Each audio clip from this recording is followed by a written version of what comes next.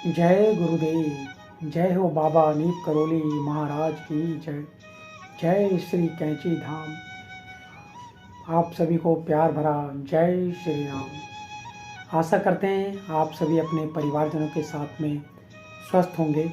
इसी कामना के साथ बढ़ते हैं आज बाबा जी महाराज के एक और चमत्कारिक प्रसंग की ओर। बात इलाहाबाद की है 1966 की, जब 1966 में इलाहाबाद में कुंभ लगा था। महाराज जी कानपुर से प्रयाग जा रहे थे। अपराह्न यानी कि दोपहर के लगभग 3 बज रहे थे। पैदल तीर्थयात्रियों और सवारियां, गाड़ियों का हजूम प्रयाग की ओर जा रहा था। इसी में एक व्यक्ति सिर पर गठरी लिए पैदल जा रहा था। महाराज जी ने ड्राइवर से कहा, उस व्यक्ति को गाड़ी में बैठा लो।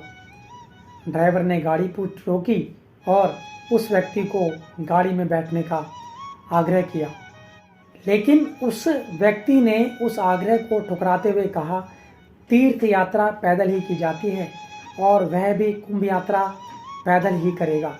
अब यह व्यक्ति ने बोल तो दिया, यह व्यक्ति था कौन और किस तरह से बाबा जी महाराज इसको व्यक्ति को बुलाते हैं अपने अन्य क्षेत्र में। जब उस व्यक्ति ने ऐसा कहा तो बाबा जी महाराज ने उस व्यक्ति से कहा, हमारे अन्य क्षेत्र में आना। महाराज जी की गाड़ी आगे बढ़ गई थी। इलाहाबाद पहुंचकर कुछ देर दादा मुखर्जी के घर पर रुके और फिर कुंभ क्षेत्र में चले गए थे।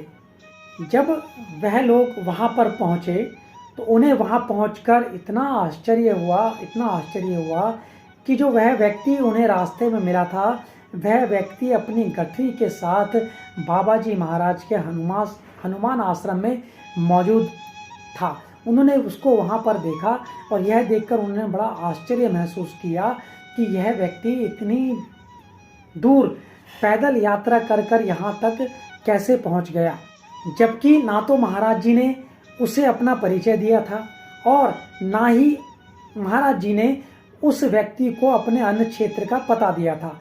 तो यह सोचने वाली बात है कि किस तरह से वह व्यक्ति वहां पर महाराज जी और अन्य लोगों से पहले पैदल यात्रा करके पहुंच। इसके साथ साथ आपको बता दें, महाराज जी का जो अन्य क्षेत्र था वह मीलों दूर फैले कुंभ मेले में एक गुमनाम सा आश्रम था, जिस पर सिर्फ और सिर्फ एक ध्वज फहरा रहा था, जिसमें हनुमान जी महाराज की आकृति थी। वह अन्य क्षेत्र थे उनकी तरह ख्याति प्राप्त भी नहीं था। फिर भी उसके पश्चात उस अन्य क्षेत्र के पास वह व्यक्ति पहुंच गया, जबकि उस अन्य क्षेत्र का पता लगाना बहुत ही असाधारण सी बात थी। इन परिस्थितियों में उस व्यक्ति का जो महाराज जी के अन्य क्षेत्र में महाराज जी से पूर्व पहुंच जाना अपने आप में किसी एक चमत्कार से कम ना था। वह व्यक्ति जो है सिर्फ और सिर्फ एक सिद्ध संत था या साधारण आदमी था, यह तो महाराज जी जान सकते हैं, क्योंकि महाराज जी की लीला सिर्फ और सिर्फ महाराज जी जानते हैं। आशा करते हैं आपको आज का ये प्रसंग अत्यंत ही पसंद आया होगा। इसी कामना के साथ जय गुरुदेव। जय हो बाबा नीप करोली महाराज। जय उत्तराखंड। और आप सभी का बहुत बहुत धन्यवाद।